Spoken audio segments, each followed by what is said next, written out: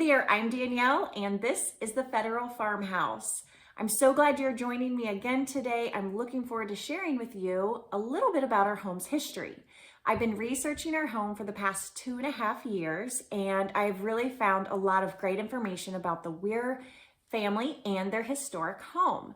So I'm going to show you some pictures and some other things that I have found over the last 2.5 years, and kind of tell you a little bit about John and Sarah Wehr, who settled here from Pennsylvania in the early 1800s. I am so excited to share this with you. This is a copy of the deed to the homestead, and it is to John Wehr, and it is dated September 21st, 1819, and he's deeded 192 acres here in Butler County. But before I talk a little bit more about the deed, just so you know, John Wehr came at some point, I'm guessing mid to late 1700s, and they came to him and I believe brothers, from what I'm understanding from bits and pieces of information I gather from Wehr family members. But they came to America, and then John went to Somerset, Pennsylvania before coming and settling in Butler County, Ohio. But before John had the land, there was a gentleman by the name of Henry Shillings who had a blacksmith shop on the property. And unfortunately, one day when he was here in 1816, he passes away at work, and he leaves behind his wife and his 4 daughters. So John then has the property deeded to him in September of 1819. And I have to say, it's really neat to be the caretakers of this home when we hit such a milestone. So we got to celebrate 200 years since John obtained the land officially, and we celebrated that in 2019. And so I have a plaque out in the front yard that tells a brief story about the Wehrs, and we planted an October Glory tree and in honor of the Wehrs and of the anniversary, and we truly hope to see it grow and flourish over the next 10, 15, 20 years, however long, God willing, will let us stay here. But it's really neat. So, but before John was here, Mr. Shillings was here, and we're going to circle back to the Shillings when I talk about the cemetery. So I'm going to show you now this really neat picture. This is in 1875. There was a Butler County Atlas released, and the Wehr homestead is pictured here on the left, and the large barn and the small outbuildings, they don't exist anymore. There is one outbuilding that is still across the street, but it's not super old. But unfortunately, the large barn that was built when they did the barn raising, it burned because of a hay fire in the 1960s. And so that was on a Sunday in the 1960s. And when the Wehrs were gathered for their Sunday dinner, it occurred. So it was sad for them. But in a newspaper article, it does talk about how that barn was a significant landmark in Butler County. And I think that's really interesting that it was noted that in the newspaper article. Now, over here on the right-hand side, this is an inscription on the side of the homestead. And it's pretty far up on the side of the house. It's on the south side, and it says JAH 1837. And we changed the color of it so you can see the lettering a little bit more on the bottom. Now, it's likely that those initials are of John Hurd, who helped build many of the houses that were built at that time. I can't find any connection to the Wehrs, and so this is our only thought, is that it was John Hurd. But how neat is that? I actually had spotted it on an inspection day when we were walking around the house, and I was like, what is that stone? Like, because it wasn't brick. And I snapped a picture of it from down below, and I zoomed in. I was like, you've got to be kidding. So we have this really neat initial, this mark dating at 1837. And what's neat is I found later in a newspaper article of when the Weirs had a big party at the house celebrating it in 1937. And I believe they had nearly 100 people out to the homestead to celebrate this anniversary. So I really get a kick out of that. And again, getting to celebrate a milestone for our family, it makes it exciting. So we really look forward to when we can celebrate the 2037 milestone here at the homestead. Now, this is a picture of John and Nancy Wehr on the left-hand side. John is the only son that I have a photo of that is the child of John and Sarah Wehr. And Nancy, her maiden name is Pearson. The photograph with the group, these are John and Nancy's children. And the picture down at the bottom right, that's one of their children as well who wasn't pictured in the group photograph. But it's really neat. This is the complete photo. This is the oldest photos that I have of the Weirs and a complete family all together. And I find that to be really neat. Supposedly, which I think this is the coolest thing, the back left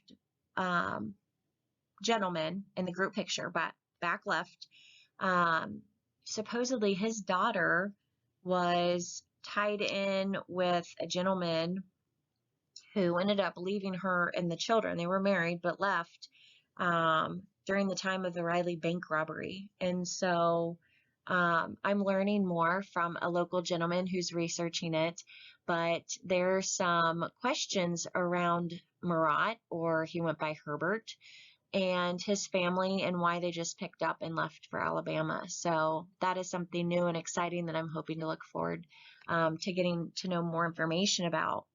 But if you look at the group photo on the far right, you see a gentleman in the back, and his name is Stites. And Stites, he was, gosh, when was he born? Stites was born, let me see real quick here if I can find him. I can't find his birth date. He left his mark on the homestead, and I'm going to show you that here next. There's his birth date. All right, so 1862 to 1937, Stites Wehr left his mark on our dining room floor. And the top picture shows you kind of what it looks like in person. And if you're standing in the dining room just right, you can see his name clear as day. But otherwise, if you didn't know about it, it would just be scribbles. And our neighbor down the street actually pointed it out to us. And I was like, are you sure that says a name? But I worked so hard on doing crayon rubbings and pencil rubbings, trying to figure out what it was. But one day when it looked just right, I looked down there and my husband and I started figuring out what the letters were. And so then I looked up some family history that I had, and I was like, you got to be kidding me. This is Stites. So it actually is a name. So we were pointed in the right direction, but then had to piece together those clues. And so sure enough, it was Stites who left his name on the dining room floor. So I absolutely love it. I think it's neat. And there's actually another picture I say picture because it looks like a windmill that was scratched into the floor. So I'm going to look into that a little bit more to see if I can't really figure out what that is a picture of. But someone was bored one day. Someone was bored and drawing on the floor. I have a feeling we know who it is. Okay, so this is something really neat about the homestead. The Wehr homestead was a tavern in the early years, and I don't have a date, unfortunately. But in the Butler County Cyclopedia, it says a very prominent tavern for hog drivers was at John Wehr's, 2 3/4 miles above Riley.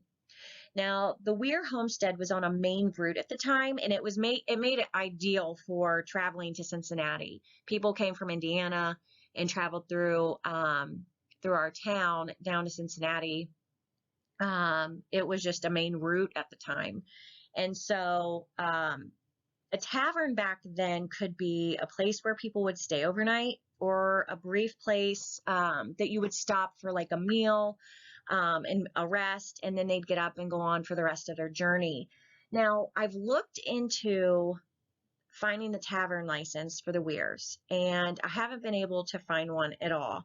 But that doesn't mean I'm not still looking. I just haven't had a chance to go to sift through boxes. But I included here at the very top, this is what a tavern license would look like. They were these sheets of rectangular paper, and this is why there's a good chance over time that this just doesn't exist anymore for our home, but this is one. But I was hoping to find one so I could actually get a date of when our home was a tavern. But we do know that it was early. It was in the earlier years of the homestead to about the mid 1800s, because once the railroad system started, it changed how people moved their hogs to market. So, and down below are some pictures that I had found that depicts kind of what it's like. And I quite frankly could not imagine having to move a bunch of hogs down the road all the way to Cincinnati. I just cannot. But hogs were first commercially slaughtered in Cincinnati, which became known as Porkopolis. That's why we have all the pig statues that are painted so cute down there. But by the mid 1800s, Cincinnati led the nation in pig processing. But getting those hogs to market in 1850, it was no small task. So the drovers actually herded their pigs along trails, and then with the aid of drivers who they handled up to 100 hogs each. I just can't imagine, you guys. So it's estimated that between 40 and 70,000 hogs were driven from Ohio to the eastern markets in any given year. And these travelers who would have stopped here at the Wehr homestead, they could travel 5 to 8 miles in a day. So I really don't know what kind of tavern it was here, if people did stop and stay, or if they just stopped for a meal, or if it was a mix of both. But locally, it is recognized that the Weirs were a very prominent tavern in Butler County. This is something neat. It's a handout that was created for our local area, and it was published in 1973. And the homestead is listed here on the map of a prominent place, and it says Weir's Tavern, early drovers stop on the way to Cincinnati markets.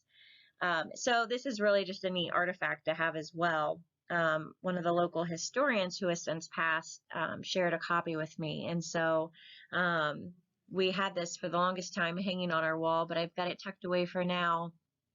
But it's certainly neat. But hog drivers weren't the only thing that people stopped here for.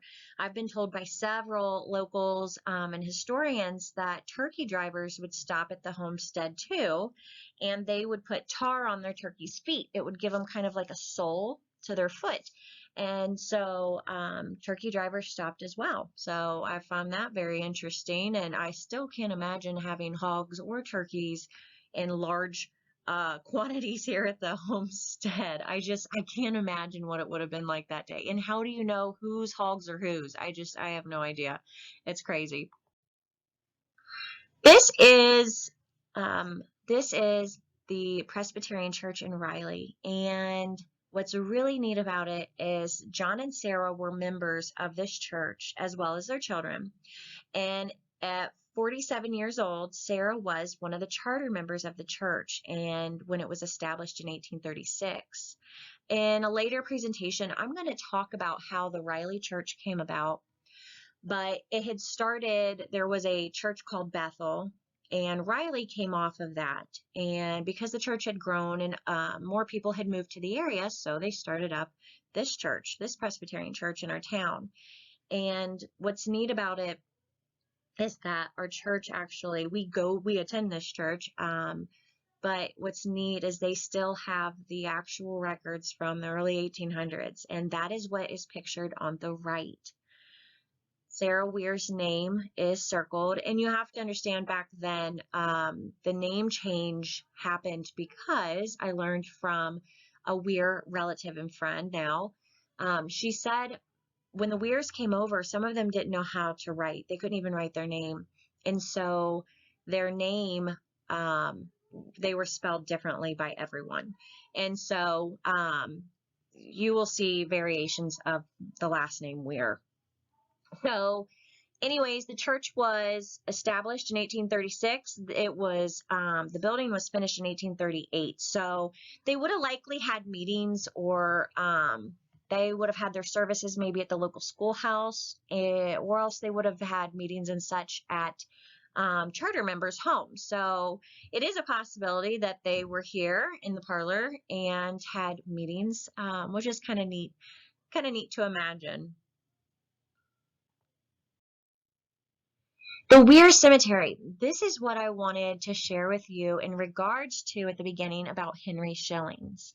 So on our property, there's an area that our yard is like very uneven, but in this section, it's very flat. It has a little rounded curve to it where water can roll off of it, and there are some field stones here.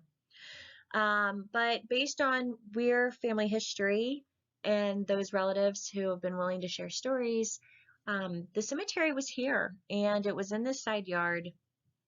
And it says in records, you'll see below the grassy pictures with the rock, the stone, the first burial was in 1815. And I believe there's probably just a slight discrepancy from when Henry had passed away. He either passed away in 1815, or maybe the field stone, it looked like 1815, but it was 1816. There's just a slight discrepancy, which that's very typical from back then. But he would have been the first person buried in this cemetery.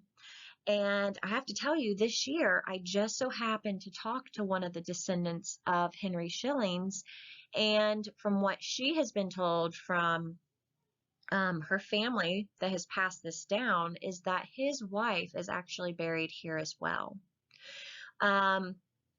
The cemetery, John and Sarah Weir were buried here and are likely still here just because of moving the bodies back then and the way kind of things were done with burial.